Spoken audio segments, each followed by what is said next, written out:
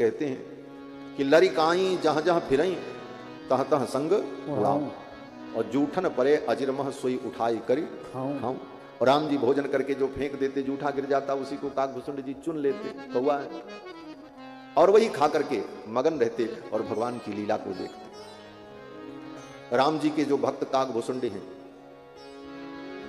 राम जी मर्यादा पुरुषोत्तम है, इसलिए काकभूषुंड जी भी मर्यादा का पालन करते। जो जूठा गिर जाता है उसी को पा लेते हैं। लेकिन कृष्णावतार में बोले, कृष्णावतार में कृष्ण लीला पुरुषोत्तम है, और वहां भी काकभूषुंड जी आते हैं, लेकिन काकभूषुंड जी को वहां खाने को नहीं मिलता। क्यों? बोले यहां भगवान ही को चोरी करना पड़ता है तो भक्त को कहां मिले। भगवान को ही चोरी करके खाना पड़ता है। प्रजे वसंतम नवनीत चौरम गोपांगना नाम चतुकूल चौरम अनेक जन्मार्जित पाप चौरम। तो कहते हैं महाराज, कहावत है ना कि गुरु गुरु ही रह गए, चेला शक्कर हो गए, है ना। तो भगवान तो चोर ही रहे, चोरी ही करते रहे, लेकिन अब उनके चेला काकभूषुंड जी क्या करें? बोले हमको तो डाका ही डालना पड़ेगा, चोरी से काम नहीं चलेगा। तो भगवान कृष्ण जब रोटी लेकर के, पुआ लेकर के, माखन लेकर के खाते, दही भात खाते, कुछ भी खाते, तो काकभूषुंड जी आवे और कृष्ण भगवान के हाथ से छीन करके लेकर के जाते थे, तब उनका पेट भरता। काग को भाग कहा सजनी, हरि हाथ सो लई गयो माखन रोटी। कन्हैया के हाथ से माखन रोटी छीन करके भागना पड़ता काकभूषुंड जी। लेकिन श्री रामावतार में बोले ठाकुर को चिंता होती, मेरे काकभूषुंड को भूख लगी होगी, तो आधा राम जी खाते और आधा वहीं गिरा देते, और काकभूषुंड जी उसको चुन लेते थे और पा लेते। जूठन परे अजिरमह सोई उठाई करे खाऊं। और बड़े हुए, एक दिन मैया ने भगवान को स्नान कराया, और स्नान करा करके नूतन नवीन वस्त्र धारण कराया और पालना में लिटाया। एक बार जननी अनवाए, एक बार जननी अनवाए, एक बार जननी अनवाए, करि सिंगार पलना पौड़ाए, करि सिंगार पलना पौड़ाए। निज कुल ईष्ट देव भगवाना, निज कुल ईष्ट देव भगवाना, पूजा हेतु कीन स्नाना, पूजा हेतु कीन स्नाना। एक बार जननी अनवाए। अब एक बार की बात बता रहे हैं। गोस्वामी तुलसीदास जी महाराज की एक बड़ी विलक्षण शैली है कि कोई विशेष चर्चा जब करते हैं तो उस प्रसंग में एक बार शब्द का प्रयोग करते हैं। जब एक बार गोस्वामी जी कहें और कथा शुरू करें तो समझ लो कुछ अद्भुत बात कहने जा रहे हैं। इसीलिए दशरथ जी महाराज को जब मन में हुआ कि यज्ञ करें, तो वहां भी यही प्रसंग आया कि एक बार भूपति मन माही और भई गलानि मोरे सुत नाही। और रावण से लड़ाई शुरू होने का कारण क्या बना? बोले शूर्पणखा। तो शूर्पणखा जब आई तो वहां भी गोस्वामी जी कहते हैं, सूपनखा रावण कर बहिनी और दुष्ट हृदय दारुण जस अहिनी, और पंचवटी सो गई एक बार। एक बार जब कहते हैं तो कुछ अद्भुत बात है। तो यहां भी कहते हैं कि एक बार जननी अनवाए और कर सिंगार पलना पौढ़ाए।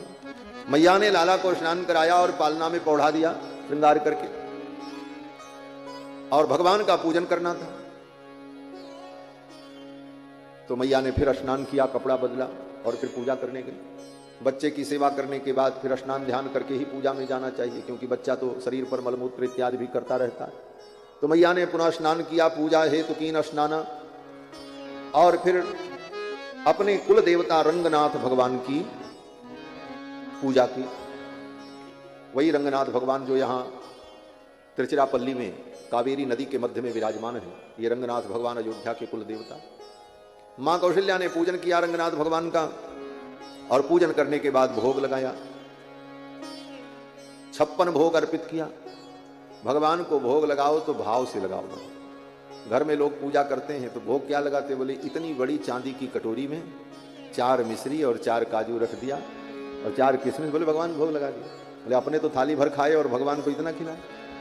अरे भाव से भोग लगाओ कि भगवान खाते हैं बढ़िया थाली में सजाकर, कटोरियों में अनेक पदार्थ, सब्जी, भोजन चावल, दाल, जो पवित्रता से अपने घर में बने उन सारी वस्तुओं भोग लगाने का कोई ये थोड़ी नियम है कि केवल काजू किशमिश ही भोग लगता है भगवान।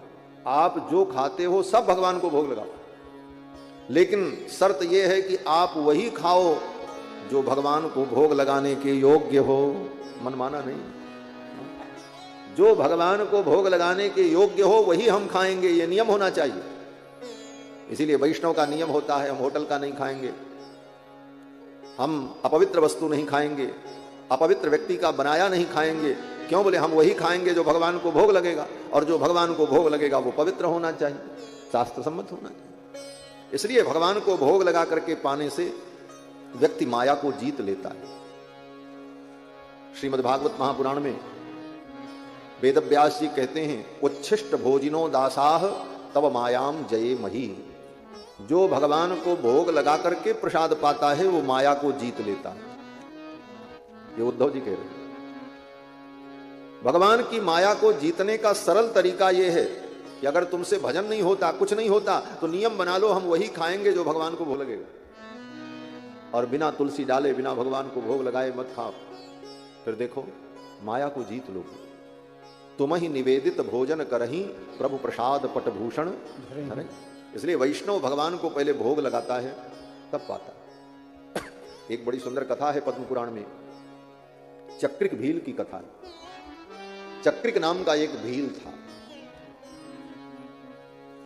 पढ़ा लिखा नहीं था, जंगल में ही रहता था और पशु पक्षियों की हिंसा करता था, वही उसका आहार था।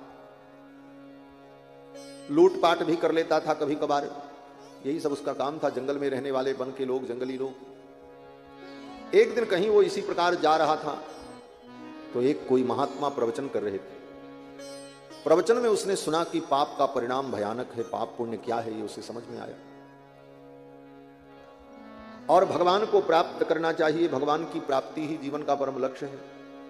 जाकर के उन महात्मा से मिला और बोला, महाराज आप जिनकी महिमा सुना रहे थे वो भगवान कहां मिलेंगे, कैसे मिलेंगे? तो महात्मा जी सीधे साधे उन्होंने कहा, देखो एक नियम बना लो,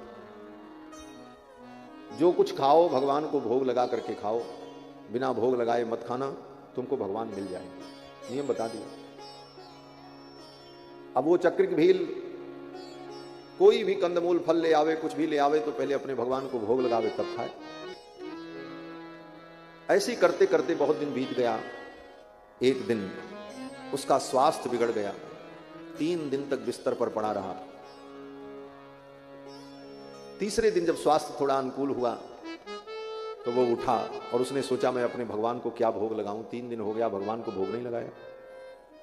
ढूंढने के लिए गया तो वर्षा का समय था, वर्षा ऋतु थी, कहीं कोई फल मिला नहीं। एक जामुन का फल मिला, इतना बड़ा बस।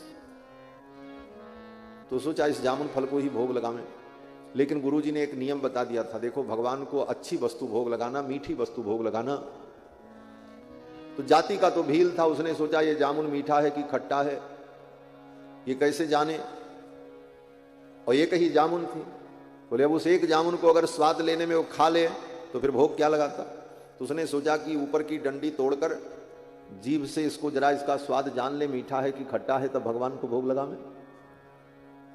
अब उसने उस जामुन को अपने जीभ पर रखा और ज्यों ही स्वाद लेने चला, जामुन तो चिकनी थी और उसका मुंह भी बड़ा, वो विशालकाय था महाराज। वो जामुन छोटी सी सट्ट से उसके मुंह में सटक गई महाराज, सटक गई तो गले में पहुंच गई यहाँ।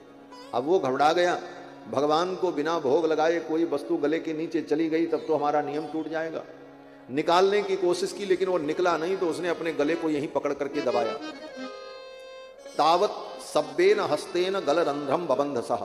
वेद व्यास जी लिखते हैं कि बाएं हाथ से उसने अपने गले को ऐसे पकड़ लिया, जामुन को नीचे नहीं जाने दिया। बोले बिना भोग लगाए कैसे नीचे चला जाए। अब निकालने की कोशिश करने लगा लेकिन वो जामुन निकले नहीं। बहुत कोशिश करने के बाद जब नहीं निकला तो उसने क्या किया, बोले दाहिने हाथ से छुरा उठाया और सीधे यहीं से गले को काट करके जामुन बाहर निकाली,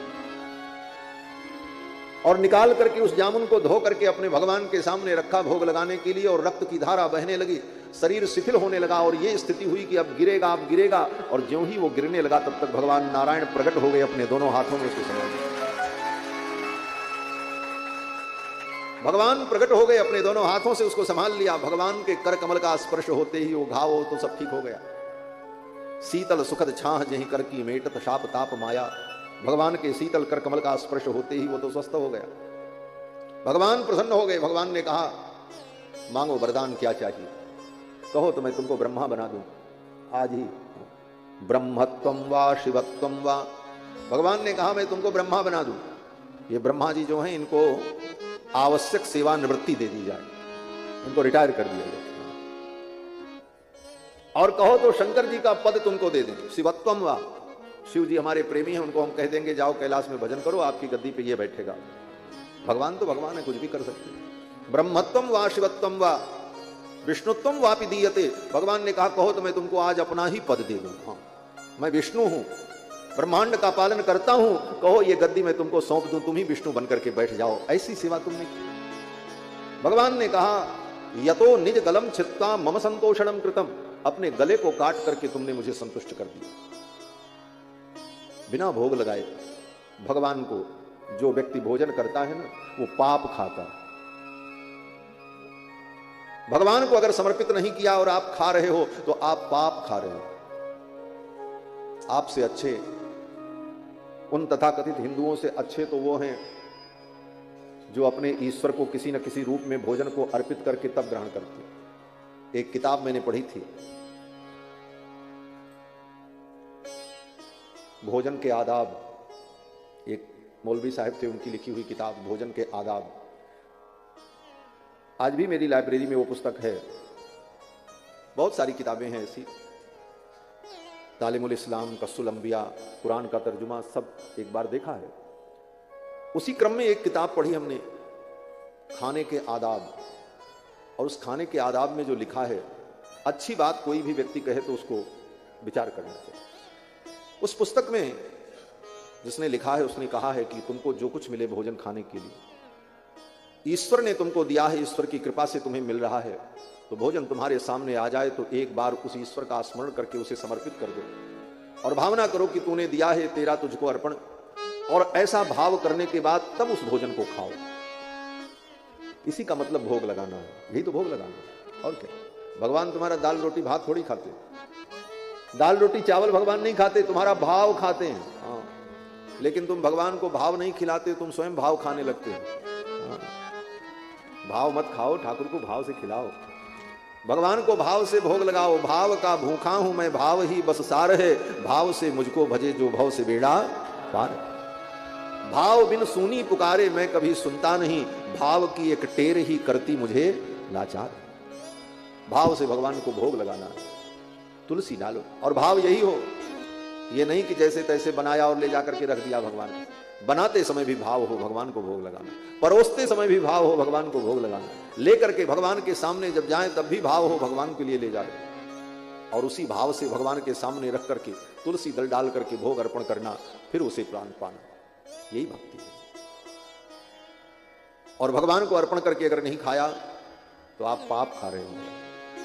भगवान कहते हैं भुंजते ते त्वघम पापा ये पचन्त्यात्म कारणात्। गीता में भगवान कृष्ण कहते हैं ये पचन्त्यात्म कारणात्। गीता केवल पॉकेट में रख के घूमने से कल्याण नहीं होगा, उसको पॉकेट में मत रखो, यहां रखो, थोड़ा इधर, पॉकेट तो यहां होती है, साइड में नहीं, बीच में, हृदय में। और गीता में भगवान कहते हैं भुंजते ते त्वघम पापाः, वे पापी प्राणी पाप को खाते हैं। कौन से प्राणी? बोले ये पचन्त्यात्म कारणात्, जो अपने लिए रसोई बनाते हैं। स्पष्ट भगवान ने गीता में कहा, जो अपने लिए रसोई बनाता है ये पचन्ति, पचन्ति माने भोजन, भोजनस्य निर्माणम कुर्वन्ति, जो भोजन का निर्माण करते हैं लेकिन अपने लिए अगर करते हैं, उनका भाव है कि हम अपने लिए बना रहे हैं, ये पचन्ति आत्म कारणात्। बोले ते, वे लोग क्या खाते हैं? बोले भुंजते ते त्वघम पापा, वे पापी प्राणी पाप खाते हैं। ये गीता में भगवान ने स्पष्ट कहा। इसलिए नियम बनाओ, हम वही खाएंगे जो भगवान को भोग लगने के योग्य होगा, और बिना भोग लगाए हम भोजन नहीं करेंगे। और भोग लगा करके भगवान को अर्पण करके खाया तो आप संसार से तर जाओगे, माया आपका कुछ नहीं बिगाड़ पाएगी। हमारे पूज्य स्वामी जी महाराज एक बड़ा सुंदर भाव कहते थे इस प्रसंग में कि माया जीव को दुख देती है, और इससे बचने का उपाय कोई हमें नहीं मिल पा रहा। जाएं तो कहां जाएं, सब कुछ माया का ही है। घर भी माया का, ये घर मकान रुपया पैसा संपत्ति संसार ही माया है। इस माया से निकल करके जाएं कहां, रहना तो माया के बीच में, और माया का दिया हुआ ही खाना है, जो कुछ है सब माया है। तो इस माया से बचेंगे कैसे, विचारणीय है। तो पूज्य स्वामी जी कहते थे कि विचार करो ये माया है कौन। बोले ये माया भगवान की पत्नी है, इसीलिए भगवान का एक नाम है मायापति। मायापति सेवक सन माया, भगवान मायापति हैं। और भगवान की एक पत्नी और है, वो कौन है? बोले वो लक्ष्मी है, वो सीता है। और सीता और लक्ष्मी कौन है? बोले ये जगत जननी है, सारे जगत की मां है, हमारी आपकी सबकी मां है। तो ये माया क्या है? बोले माया भी मां है, लेकिन सौतेली मां है। क्या है? सौतेली मां है। और मां और सौतेली मां में अंतर क्या होता है? बोले सौतेली मां तो कुछ भी कर सकती, इसलिए माया तो कुछ भी खिला देगी, और माया कुछ भी खिला देगी तो गड़बड़ हो जाएगा। लेकिन करें क्या? बोले पिता ने इसको ब्याहा है, पिता तो ब्याह करके लाए हैं, विरोध भी नहीं कर सकते। अब पिता ब्याह कर ले दूसरा ब्याह, तो बेटा कहां विरोध करता फिरे। जो भी है पिताजी ने किया है तो मां के समान तो है ही, लेकिन उसके हृदय में तो पुत्र के प्रति भाव नहीं है। तो पुत्र अपने बचने के लिए क्या करे? बोले सावधान भी रहे और पिता को भी कष्ट न हो। बार बार उस सौतेली मां को गाली देगा वो बेटा तो क्या होगा? बोले बाप नाराज हो जाएगा। क्यों? बोले बाप तो ब्याह करके लाया। उसी तरह जो माया को बहुत ज्यादा गाली देता है ना, भगवान उस पर नाराज हो जाते हैं, वो और माया के चक्कर में पड़ जाते हैं। इसलिए माया को ज्यादा गाली भी नहीं देना, माया की ज्यादा निंदा भी नहीं करना। ठीक है, भगवान की माया है, जैसी है अच्छी। बोले तो बचने का उपाय क्या? बोले भोजन तो वही बनाएगी सौतेली मां, पता नहीं क्या मिला दे और खा लें, धोखा हो जाए तब। बोले तो एक नियम बना लो, सौतेली मां कुछ भी बना करके दे, पहले अपने पिताजी को खिलाओ, उसके बाद खाओ। पहले पिताजी को खिलाओ तब खाओ। और ज्यों ही पिताजी को खिलाने जाओगे, सौतेली मां तो चौंक जाएगी, अरे अगर मैंने कुछ दिया तो ये तो मेरे खसम को खिलाएगा, फिर तो गड़बड़ हो जाएगा। फिर वो माया कभी तुम्हारे साथ धोखा नहीं कर सकती। उसी प्रकार माया के द्वारा जो तुम्हें प्राप्त हो, वस्त्र आभूषण भोजन अन्न, पहले भगवान को अर्पित करो, फिर उसके बाद उसे स्वीकार करो। कभी माया का प्रभाव नहीं। इसी बात को गोस्वामी तुलसीदास जी कहते हैं, तुम ही निवेदित भोजन करही, प्रभु प्रसाद पट भूषण धरही। तुम ही निवेदित भोजन करही, प्रभु प्रसाद पट भूषण धरही। प्रभु प्रसाद पट भूषण धरही, प्रभु प्रसाद पट भूषण धरही। प्रसाद केवल भोजन ही नहीं होता, जो कुछ भी अपने उपयोग में तुम लाते हो पहले भगवान को अर्पित हो। नया कपड़ा भी खरीद करके लाए बाजार से, तो लाने के बाद पहले भगवान के सामने रख दो, ठाकुर को चढ़ा दो, ठाकुर जी आपको समर्पण, फिर उसी को प्रसाद समझ करके पहनो। अपने गले के लिए सोने का हार खरीद करके लाए, लेकिन लेकर के आओ, पहले ठाकुर जी को पहनाओ, उनका श्रृंगार करके आरती उतार लो, ठाकुर पहन ले। बोले फिर वो प्रसाद हो गया, उसे तुम धारण करोगे, माया तुम्हें कुछ नहीं करेगी। अपने लिए भोजन बनाओगे, पाना तो तुम्ही को, लेकिन भावना करनी है कि भगवान के लिए बना रहे हो, और भगवान को भोग लगा दो। अपने हित को करो रसोई, ताही भोग धरो, और महाप्रसाद होए घटे न कनिका, अपनो पेट भरो। यह समर्पण का भाव, इसी का नाम भक्ति।